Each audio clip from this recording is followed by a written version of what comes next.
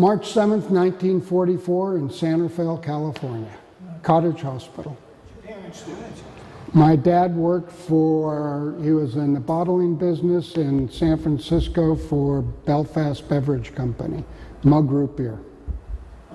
And we lived down in, at that time we lived on Cardone Drive in San Anselmo, right across from the high school. And we lived there till about 1952. So I was born in 44. 1952, we moved out to Sleepy Hollow. He bought a lot out in Sleepy Hollow, and we built a house up on the hill. And then I grew up out there. Oh, my grandparents, my grandparents, Italian, both of them. I'm 100% Italian. They were born in, now they came to United States probably in the late 1800s, probably around 1890 or something like that, 92, 95. And my parents were born in San Francisco just at the turn of the century. My father was old when I was born. He was 46, 47 when I was born. And he was born in 1898. And my mother she was 40, 41 when I was born. I have an older brother, 10 years older than me, and I was a surprise but well loved. My father's father, he had a little, like a saloon in North Beach on Vallejo Street, but he went back to Italy. He got homesick and he probably wasn't feeling well, and he went back I think just after the earthquake, the 1906 earthquake, and he went back for a while, I think, to kind of recover and get, himself, more healthy, and he passed away back in Italy. And my grandmother, my father's mother, raised 3 children as a single mother in North Beach in the early 1900s. My mother's parents, they were in the bottling company, and when my parents got married, my dad always said, as soon as I married, I asked him about one day, well, when did you go to work? He said, when I married your mother. And Don he was a carpenter, he was a builder, and and a avid hunter. He was a real sportsman.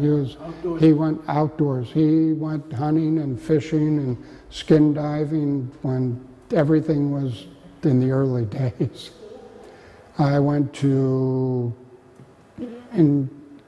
as a youngster to the 4th grade to Isabel Cook School in San Anselmo, then out to Sleepy Hollow School, then to Drake High School, and then graduated at Drake in 1962. And then I worked for a few jobs, and then I went off to college. I went up to Sonoma State and graduated there in geology. Oh, I worked at, other than all through high school, I worked in a pharmacy in Santa Fe on 4th Street, Paleman's Pharmacy. And I worked there all through high school, and then a little bit after when I went to college in Marin. And then I went in the service, went in the Marine Corps Reserves, and after that I got a job with the telephone company, the Pacific Telephone, as a installer repairman. And I did that for about 4 years, and then I went off to college. I got a job at San Francisco State University in their geology department mainly as a kind of doing technical work. They were doing some different projects and surveying and looking at faults and doing lab type stuff. And then I taught a couple of lab classes for non-majors, somebody who was a music major or something like that. So, and after San Francisco State, you went? Oh, about that time, I applied for a job with Standard Oil of Ohio, and British Petroleum was the main operator, but in the United States, they worked under Standard Oil of Ohio. And I got a job with them in San Francisco, in downtown San Francisco, in the financial district, and they had a whole a group there. There was a geological services group that did specialized geology, and I ran all their analytical equipment for them. Did that job take you any place around the globe, or? Now, well, Scotland and around the United States. I never made it up to the North Slope. I was scheduled to go up there, and then the oil well that we were working on turned out to not be as productive as they thought. So they canceled a lot of us that were supposed to go up So there. tell us about the Prudhoe Bay experiment that you had involved in. Oh, really? Yeah. That's interesting. I was part of a Prudhoe Bay. It was called Muckluck Island. And Muckluck, in fact, I just read an article about it the other day in a book about hydrocarbons, and they cited Muckluck as one of the biggest kind of non-productive oil wells and most expensive. But British Petroleum at the time had an oil lease out in Prudhoe Bay.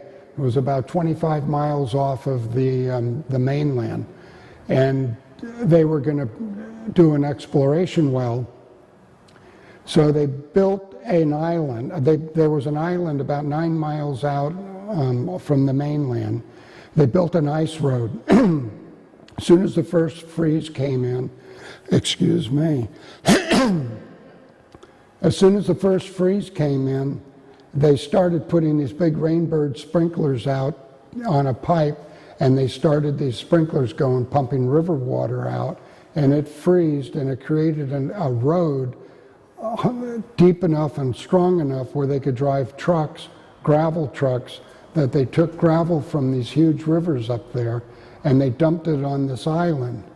And then they had Crowley Marine from San Francisco with their barges go up, and they took the gravel from there and took it another 14 miles offshore and dumped it in like 30 feet of water and built an island 5 acres in size. And then that sat there. Then the following year, they went in and they brought in their drilling rigs and drilled an exploration well. And it was like in a movie. They had all the competing oil companies had helicopters going around watching this, because everything that we did was an indicator of what was down there. And so there was fellas in helicopters, and they were counting the number of drill stems that would go down, when you change the drill bit, when you put on a coring device, and they would record all this so they knew at what depth you were looking for oil. And to the point where they had to come back, where our company had to put sheet metal siding up the drilling rig in order to hide what we were doing. So the whole thing went on, and we got our core samples, and they flew them down to San Francisco, and I would go to the airport at like 2 in the morning. They'd have a Learjet come down with these core samples, and I'd sign for them, and you have to do all this, show your identification. We take it back to our laboratory, which had a guard on it. And the next day we started processing these samples. They did all that, and all the fellows with the pinstripe suits and the big wigs came in from Cleveland and all around, and they met we had rooms that were behind rooms that were within rooms. They met and they said, that's it, there's no oil there. The oil had migrated away, close it up. So they had all the permits. They immediately gave the signal up in Alaska to close it up. They started shutting everything down. They took the drilling rig away. They took the island away. And the only thing that's left in the ground Well, after they pumped down concrete, gravel for 6,000 feet, they sealed it up, and all that's left is a 16-inch pipe that sticks out about 4 feet in the seafloor. Everything else is gone. And it was, at that time, it was $90 million to do that. Yeah, we were up there. We were all around up there. All those pump stations were made in Richmond. Oh. And they were brought up on barges. They would make the whole plant, the whole compressor unit, the whole building in Richmond, and they'd put them on a barge, and Crowley Marine would take them all the way up there when the Bering Sea was open. After that, what?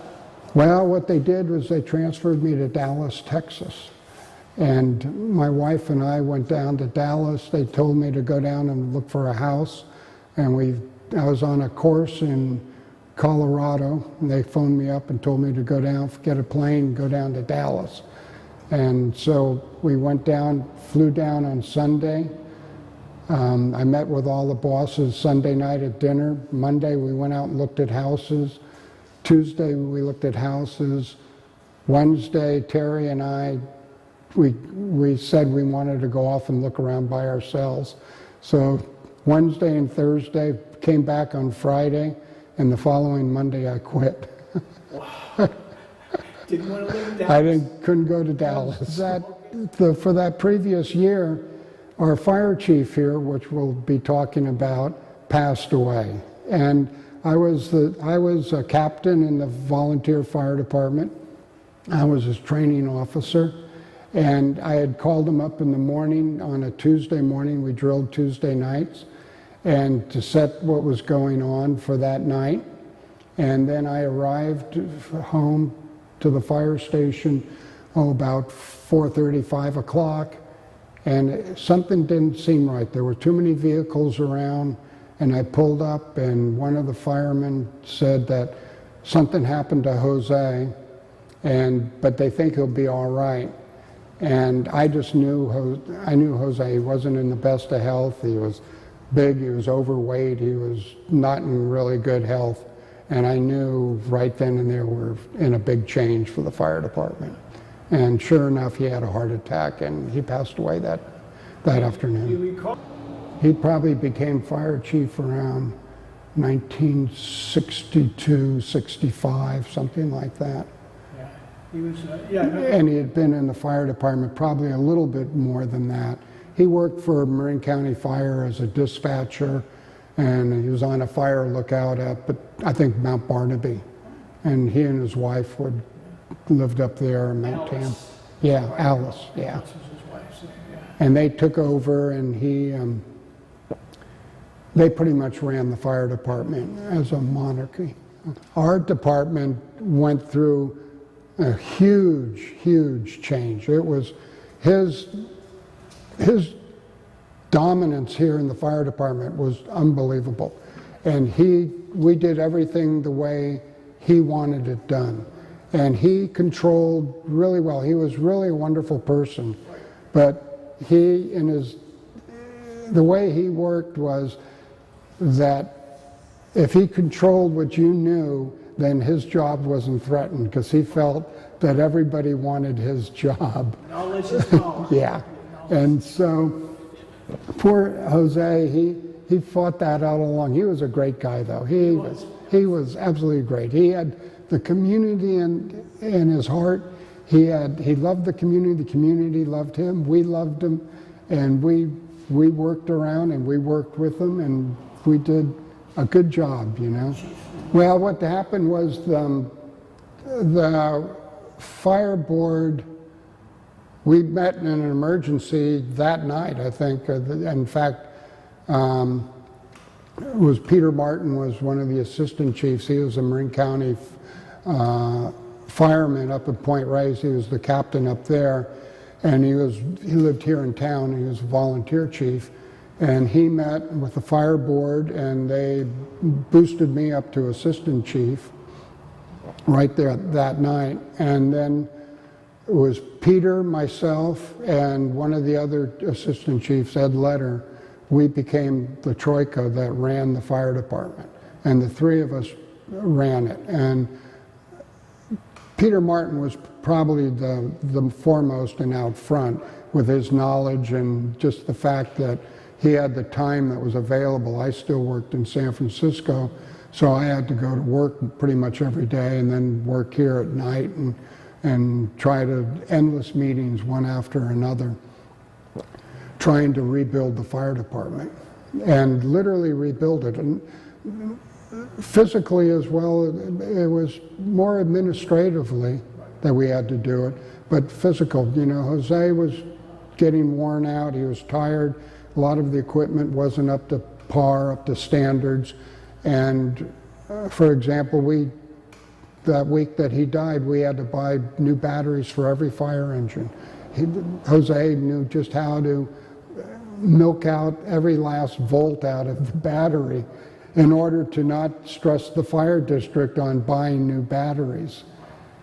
And so we made some big changes in the department. Yeah, there was a group of, there was about 3 or 4, maybe even 5 volunteers that Jose had under his wing, and they left.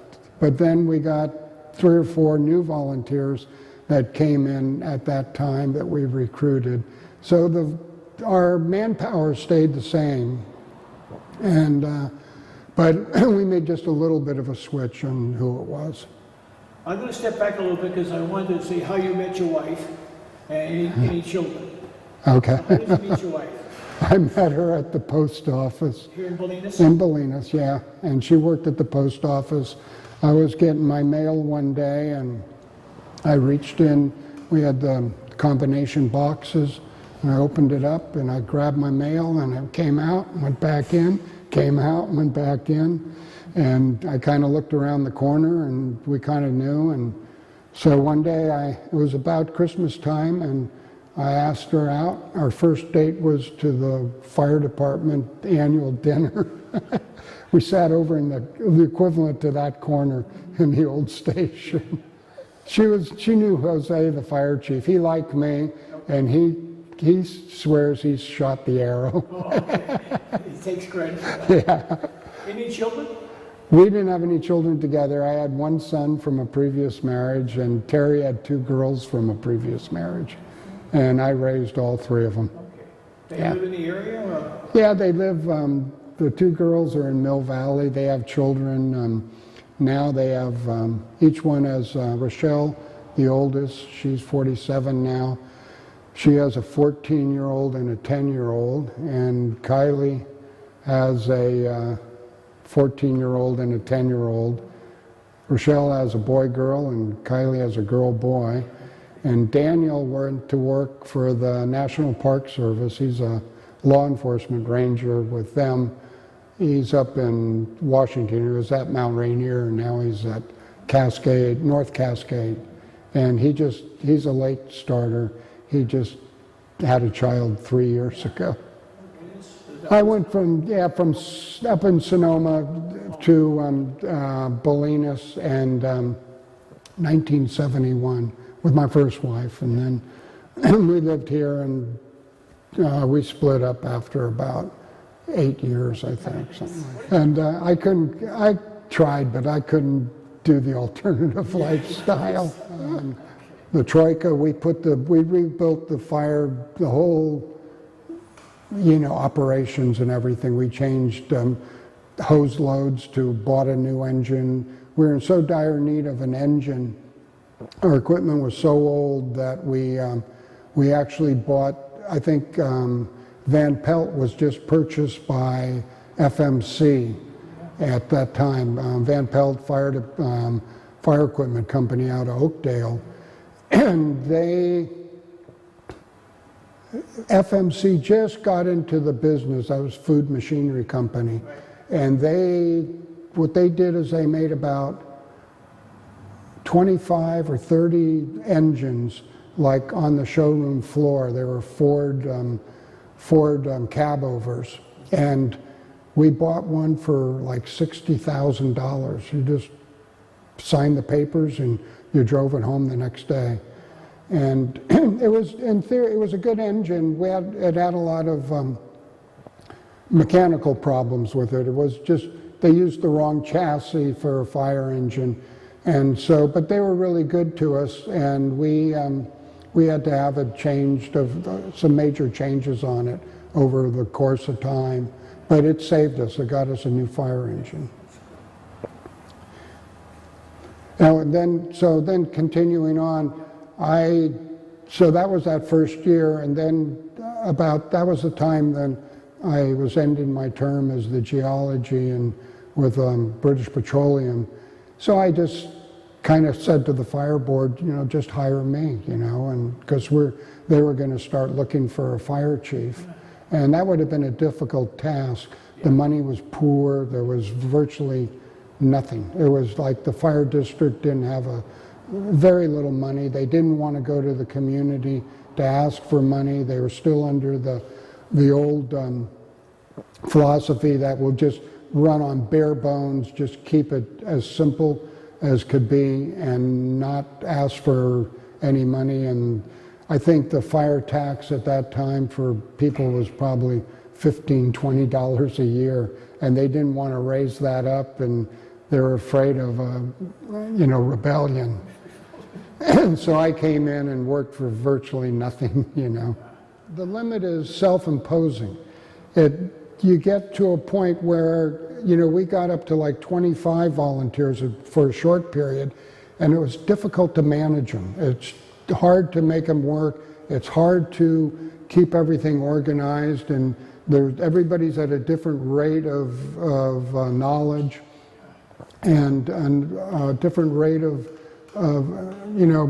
absorbing that knowledge. And so it became difficult because I think it'd be like a school teacher teaching K to 8 all in the same room.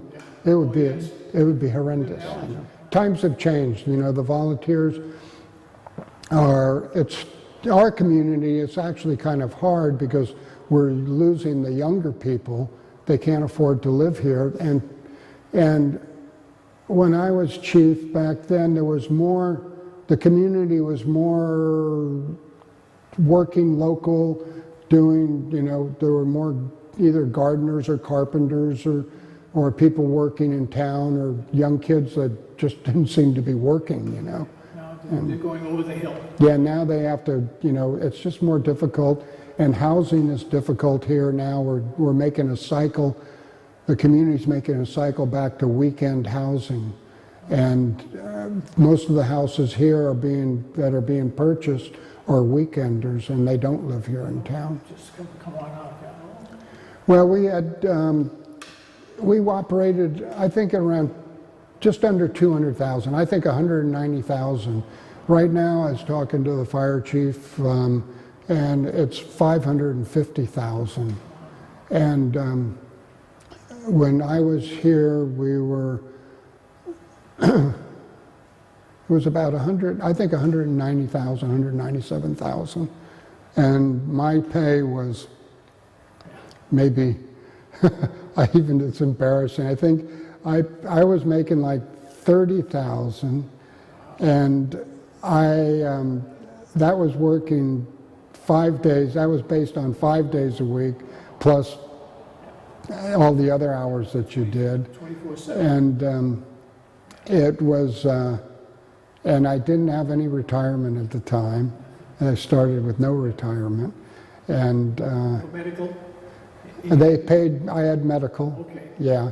And my retirement, I just saved my own money and did that. And then, in fact, when I left, the chief that took over, the fire board finally had to make changes. They couldn't do it with me because I took over too much with Jose's legacy.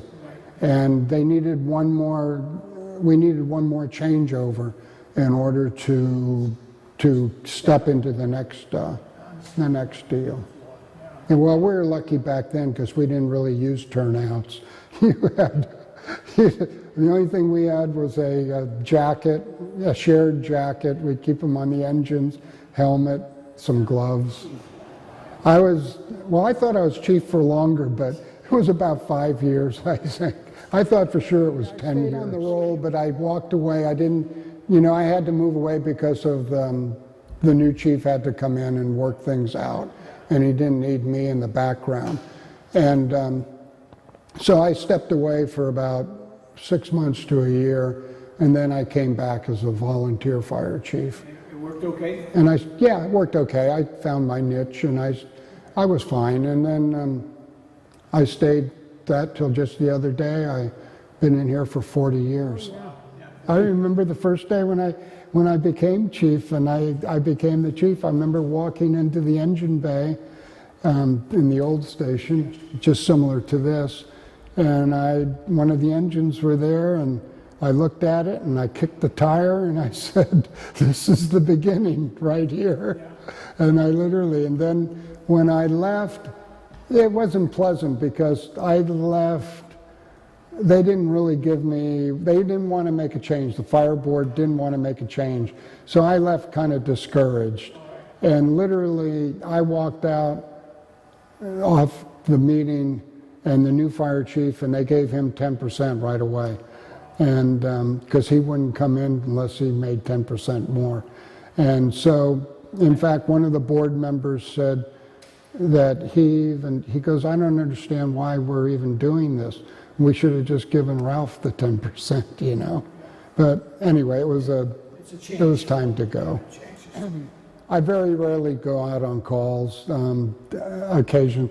In fact, I've kind of been so removed over time that I'd have to start out in, firefighter 1 with these new engines and stuff. And I just kind of let it go. But, on this note, Bill, it's interesting as a volunteer and being a volunteer fire chief. And I remember going to one of the fire chief meetings with, with you there. Could have been up at the Meadow Club, or could have been with all of the chiefs, and everybody was talking about all of their problems they were having with their personnel. And after listening to them, I said, you ought to try having 17, 20 firefighters that you don't pay and see what the problems are that you have. You have to know how, and a good fire chief with volunteers knows how to cultivate the volunteers, get what they need to get from them, when to back off, when you could tell when you're pushing a volunteer, you're asking too much, you're requiring too much from them. You have to be able to step back, let that person relax, and then go to the next one in order to keep them active and keep them part of it, in order to keep the service up. Because a fire chief, a volunteer chief, is just under the same duress and same requirements that a full service chief has to do. We have to provide just the same service with volunteer help. And as I always stated, I say it to everybody, our fires are just as hot as the full service fire department. Our blood is just as red. Everything is just the same, except that we're here out, especially in Bolinas, we're here for 25 minutes to 30 minutes without any mutual aid. We're the only people on the scene. Once a month, it's true. No, we train once a week. We train, they've switched to Thursday nights now in order to accommodate. We have one maintenance worker that works here 5 days a week. He works 24 hours a day. He's a volunteer essentially at night, but he's a maintenance fellow during the day. And he works Thursday, Friday, Saturday, Sunday, and he leaves Sunday night. Yeah, he gets paid he has a regular salary during the day, and then at night he'll go out on calls. He'll be the duty officer. The duty officer at night is the one who has the fire truck or emergency command unit. And he gets, I think it's $50 a night now. Well, we have our regular, on our tax bill, we have the regular county allotment. We get a percentage from the county. And then we have a fire tax of $76. And then we have a bond, another bond, I think is like $40 for this fire station. And then we pay, you know, for Marin County for ambulance service. We pay the county for that. And now we get hit from, which I think is extremely rude, from the state of California. Cal Fire charges us 115, well, it's 135, but we get a discount, $115 a year for Cal Fire. And that is, we already have, Marin County Fire Department is the California Cal Fire provider for the Marin County. So we already paid for Marin County Fire to help us, but now we have to pay, in addition to that, we have to pay Cal Fire. We get a discount. Oh, if you live in your home, you get a discount of $15. So it's $135 for Cal Fire. And I think it's to me it's rude in that it should, if they're going to charge us, you know, people in rural in the state response areas, a tax like that, or they don't call it a tax, they call it a fee. If they're going to charge us that, they should charge every person in every household in California. That total that they need should be divided by every household, because a fire in Tuolumne or a fire at Yosemite or a fire up in Redding affects me just as much as it affects the person that lives in San Rafael, who doesn't have to pay that tax. And so I think it's just rude there. What they're doing is they're going after the rural areas and say, well, you have to pay more because we have to come out and protect you. But they don't protect us other than a helicopter, you know, or air tanker, I guess, once every 10 years. No, I'm happy. Yeah, I enjoyed it. I would have stayed a chief. They would have had to run me out if it compensated. I just felt that we had 3 community districts in Bolinas. We had the school district, the public utility district, and the fire district. And in my eyes, they were all equivalent. The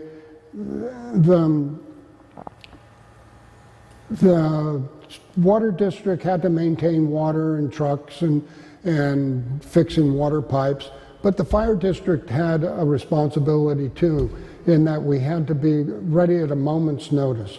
And we had to be out of the fire station just as fast as a regular fire department. We had to deal with extremely stressful situations, more so than having a water pipe, a 2-inch water main go out. And the community, I don't know if it's not the community might have embraced it.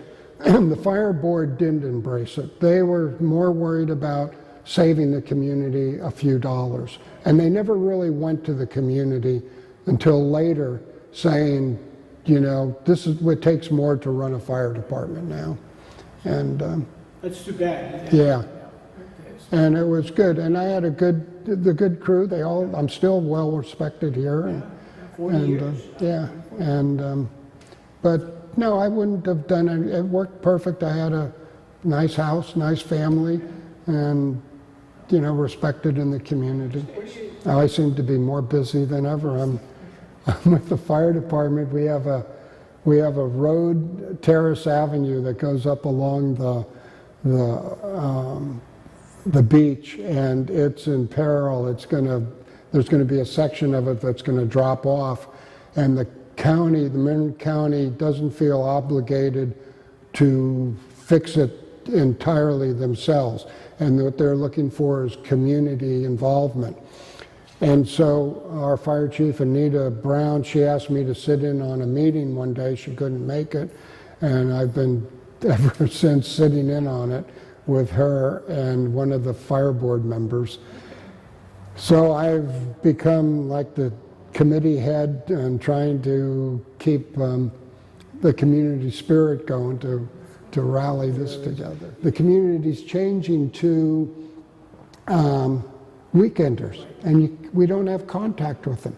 And they're wealthy, they're young, they're wealthy, and a lot of them, there's 2 or 3 of them are in the movie industry now, like this is the place to live.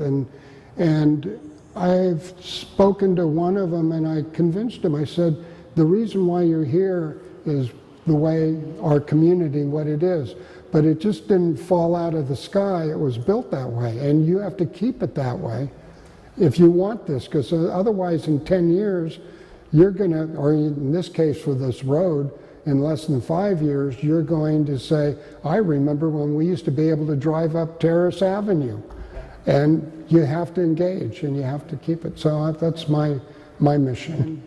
We had to make a lot of changes and a lot of, adaptations and stuff like that. And in some cases where, I prided our fire department, even back then, we introduced computers. We got a computerized system for keeping track of our calls and everything. That's great. And I was talking to Marin County Fire one day, and I said, well, don't you just look it up in the computer? I was talking to them about some previous calls, and they said, oh no, we still use the card system where you run the spike through the cards and pull out the... I said, in fact, I remember it was Dave Swall said, you mean you have a computer you use? And of course the county, like 8 months later, everybody had a computer. We get income, we have a couple of cell towers.